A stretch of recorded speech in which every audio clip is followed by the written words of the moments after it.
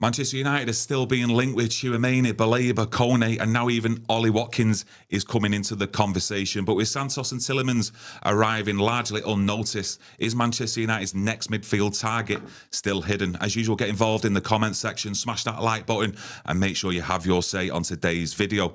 Let's start with Tchouaméni first, coming back into the conversation this week. Coming back into the conversation, he's never been away. Many fans dismissed the thought of United signing Tchouaméni long ago. Real Madrid are having a very ambitious summer transfer window. Not necessarily spending big amounts of money, although they are, but not every deal is big. I mean, some of their deals they've done for free transfers, etc.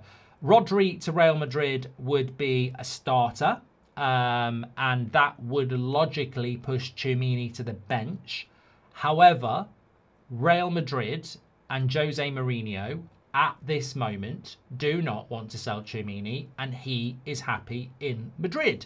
So, look, we can go back to the guesses, we can go back to the broken clock that's right twice a day, but the logical conclusion here is that nothing surely will change. Well, something will change, but nothing actually has changed. And why are Manchester United... I mean, I have to follow this through for a moment. So, Rodri and Real Madrid spend the next 2-3 weeks negotiating with each other. And Rodri at some point in mid-August holds up a Real Madrid shirt. We're then going to move for Tchouaméni in the final 2 weeks of the window when the season's already started. Is that the plan? Let Real Madrid and Man City do big business and then hope that you can pick up the scraps. Is that what we are now? I mean, because that's what I'm not hearing from anybody, and that's how I interpret this. So basically, our big master plan is to wait and see if Rodri goes to Man City, and then hope that that means that Real Madrid sell Tchouaméni in the last couple of weeks of the window. What if they don't? What happens then?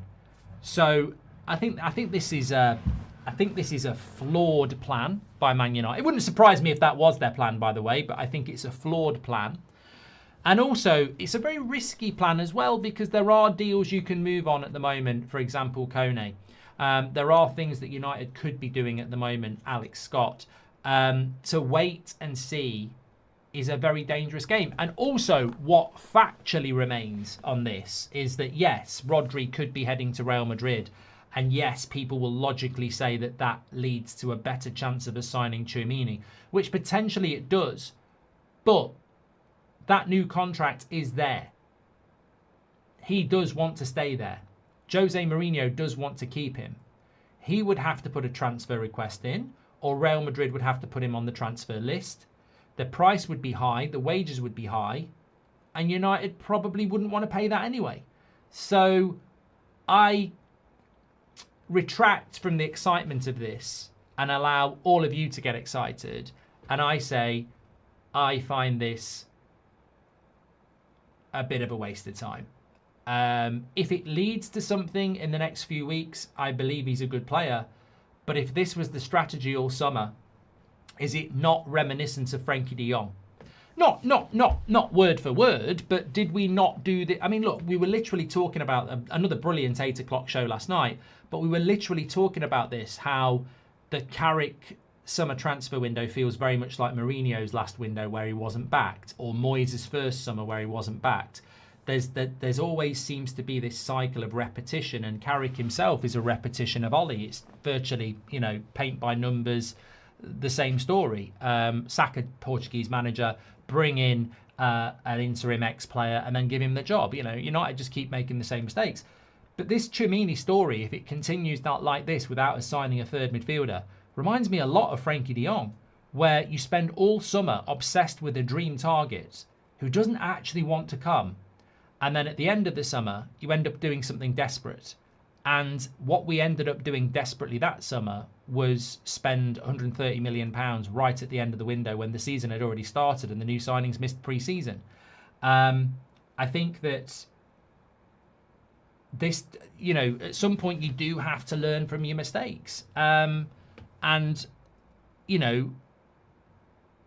understand sometimes it's worth taking a risk, but it's also very important that Michael Carrick has his players ready and his plan ready. And I just think that, look, maybe I would never say it's not impossible that Real Madrid sign a couple of midfielders and then try to cash in on Tchouaméni and speak to Man United and say, do you want him? And then Tchouaméni comes. Very, very expensive to do. But I just don't like the strategy of it. I don't like the fact that we're just sat there waiting and hoping. So could we bid for Tchouaméni? Yes. Do I think we will? No. If we do, when would it happen? Weeks away.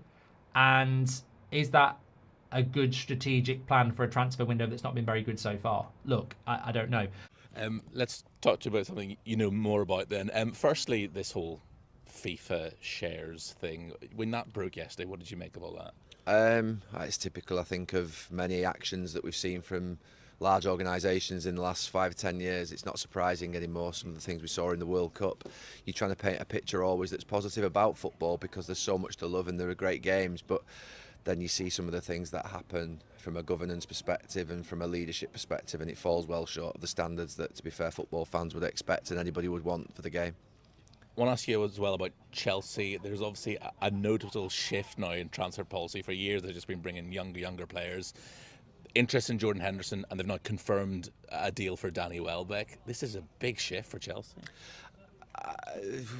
A big shift. I mean, it's one that we've all been asking for, though. If we've watched Chelsea for the last sort of 3, 4, 5 years, I've said there's an experience right throughout the club, right the way from the ownership, which is a new ownership, to obviously the sporting department, which was cleared out when they first come in, and the managers have been quite inexperienced at times. So what you've got is a situation whereby there's just no experience, and I think putting a spine in of good senior professionals that act as guardians of good behaviours, responsibilities, disciplines in the dressing room is just something that's not magic. It's something that all top teams have had for many, many decades. And so putting Jordan Henderson in, who knows how to win a Premier League title, Danny Welbeck, who knows how to win a Premier League title, their job is as much off the pitch as it is on the pitch. They're still good players. They can contribute maybe, don't know, 25 to 35 games a season at a good level, but what they will do is all those young players there at Chelsea, they will make sure that they turn up every single day, give their all, come back exactly the next day and do it again.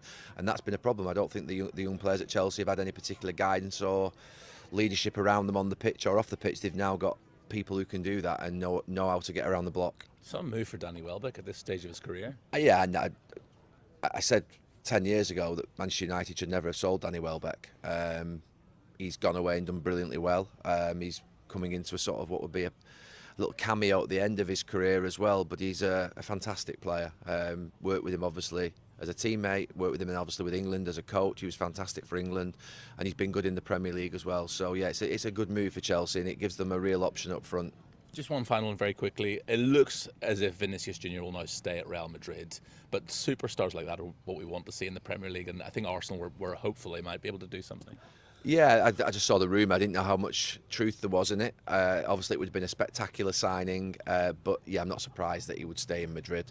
I think you're right. We do want great players in the Premier League, but I think my view on the Premier League is that it's been at its best in the last, well, since it began, through the best managers being in the Premier League, and then the best teams tend to follow. So I'm more interested in the best managers coming into the Premier League than the players. We obviously want to create the best players, but we very rarely beat Barcelona and Real Madrid to the top players in the world, and that's been something historically that's happened over sort of 30, 40, 50 years.